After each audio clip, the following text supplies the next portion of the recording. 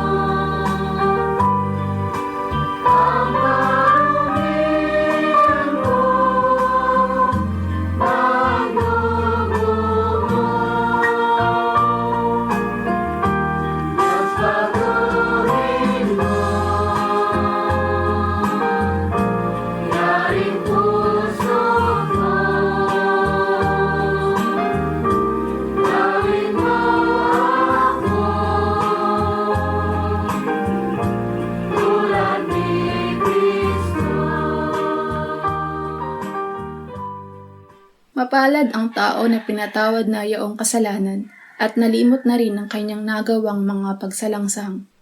Mapalad ang taong sa harap ng Panginoon ay di na pinararatangan ng kasalanan, dahilan sa siya ay hindi nanlilinlang. Noong hindi ko pa naipahayag yaring kasalanan, sa buong maghapon ako'y nananangis sa matinding lumbay. Sa araw at gabi, bigat ng kamay mo ang nararamdaman. Ano pa't wala nang nalalabi akong lakas sa katawan. Hamog ang kaparis, dagling na tayo sa sikat ng araw. Ako ay lumapit sa iyong harapan at salay inamin. Ang aking nagawang mga pagsalansang di ko inilihim.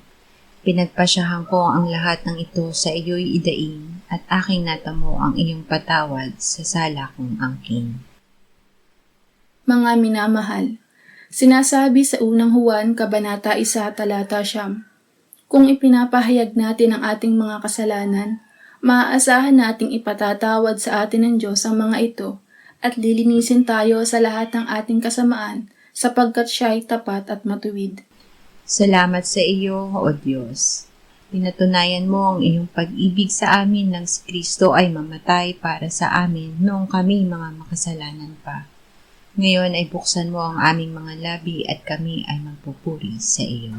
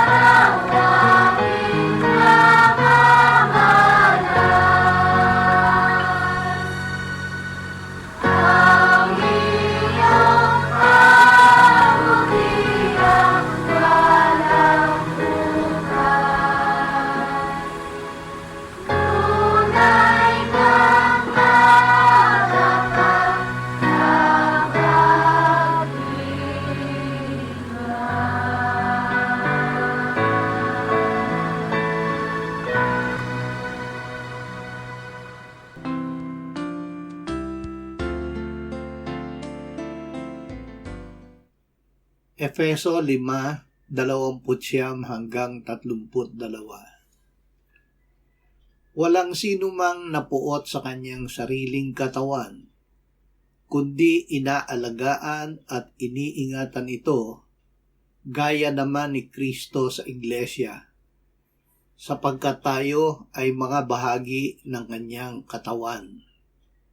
Dahil dito, iiwan ng lalaki ang kanyang ama at ina, magsasama sila ng kanyang asawa, at ang dalawa ay magiging isang laman. Ang hiwagang ito ay dakila, subalit ako ay nagsasalita tungkol kay Kristo at sa Iglesia. Tayo ay bahagi ng katawan ni Kristo. Nang tayo ay manalig na si Jesus ang anak ng Diyos at tinanggap natin siya na ating Panginoon, tayo ay nagkaroon ng buhay sa kanyang pangalan. Tayo ay nakisama kay Kristo gaya ng pakikisama ng mag-asawa sa isa't isa, kaya tayo ay naging isang espiritu na kasama niya. Ang ating katawan ay ginawang templo at pinanahanan ng Espiritu Santo. Kaya tayo ay naging mga bahagi ng katawan ni Kristo na kanyang inaalagaan at iniingatan. Awit 51:10-13.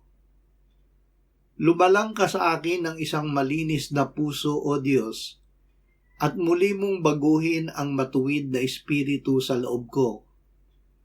Sa iyong harapan ay huwag mo akong paalisin, at ang iyong banal na espiritu sa akin ay huwag mong bawiin.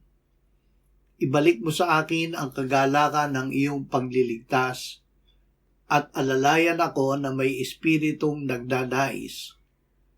Kung magkagayoy ituturo ko sa mga sumusuway ang mga lakad mo, at ang mga makasalanan ay manunumbalik sa iyo. Bagong espiritu.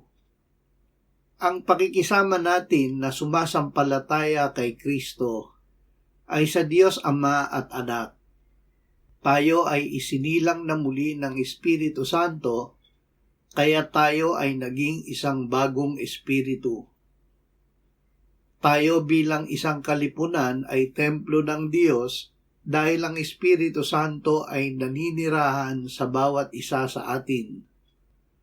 Ang katawan ng bawat isa sa atin ay templo ng Espiritu Santo na nasa atin, na tinanggap natin mula sa Diyos, at tayo ay hindi sa ating sarili dahil tayo ay binili ng dugo ni Jesus upang ating luwalhatiin ng ating katawan ang Diyos.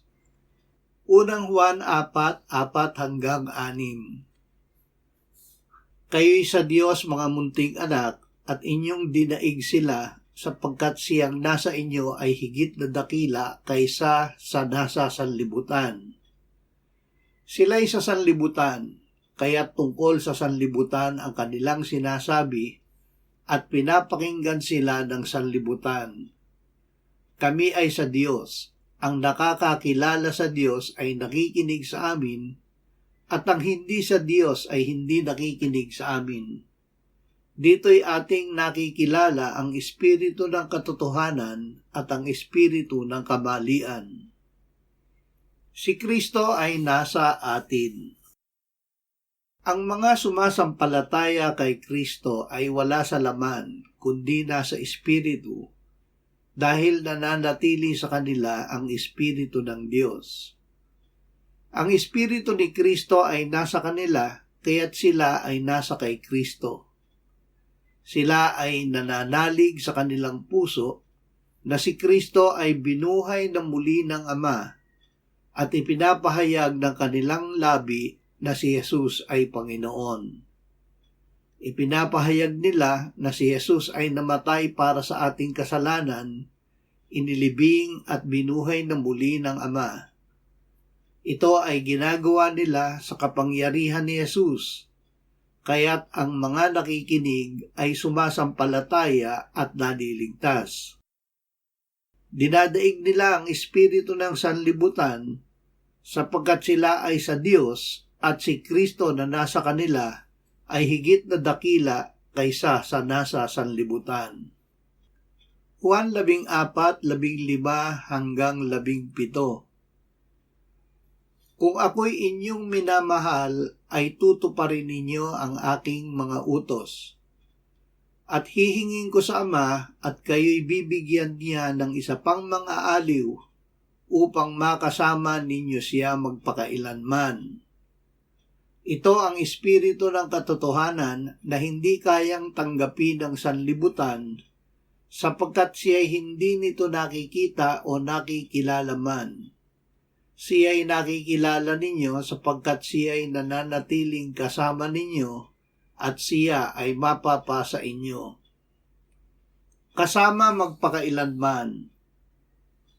Kasama natin na sumasampalataya sa Panginoong Hesus ang mga aliw, ang espiritu ng katotohanan, magpakailanman. Siya ay sumaatin nang tayo ay manalig at tanggapin si Jesus na Kristo, ang anak ng Diyos at ating Panginoon. Ito ay pagsunod sa utos ni Jesus, tanggapin ninyo ang Espiritu Santo upang tayo ay kanyang isugo kung paanong siya ay isinugo ng Ama. Bilang katawan ni Kristo sa lupa, ipapahayag natin ang Ebanghelyo sa kapangyarihan ng Espiritu Santo at ito ay magbubunga ng pagsisisi at pagpapatawad ng mga kasalanan ng mga makikinig at sasampalataya kay Jesus gaya natin. Nabubuhay dahil kay Kristo. Si Kristo ay muling binuhay ng Ama at tayo'y muling binuhay na kasama niya. Siya ngayon ay nasa Ama at tayo ay nasa Kanya. Minamahal natin si Kristo dahil tinutupad natin ang Kanyang mga utos. Alam natin na tayo ay minamahal ng Ama at ni Jesus dahil ihinahayag niya ang Kanyang sarili sa atin. Ang Ama at ang Anak ay nananahang kasama natin.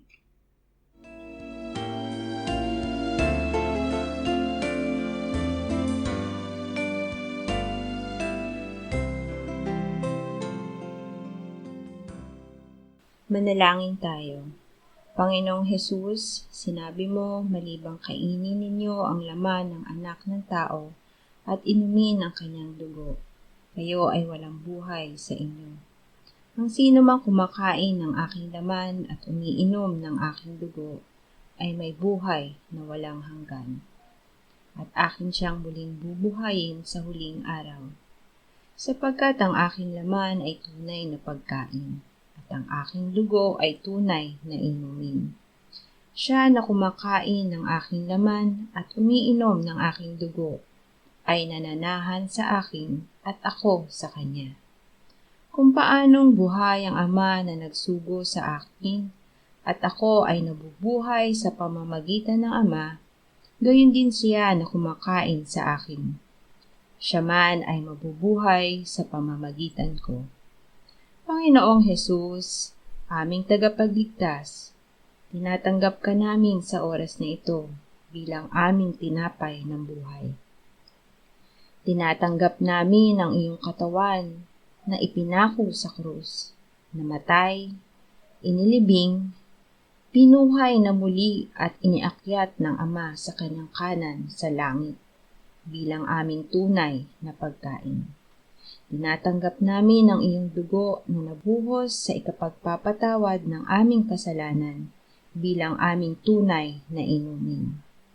Manahan at mabuhay ka sa amin upang kami ay mamuhay sa pamamagitan mo kung paanong ikaw ay namuhay sa pamamagitan ng Ama. Salamat, Ama, sapagkat dahil kay Kristo, kami ngayon ay nakapamumuhay. Kasama mo kaisa ng Espiritu Santo. Sa iyo ang lahat ng kalwalhatian, ngayon at magpakailanman. Amen.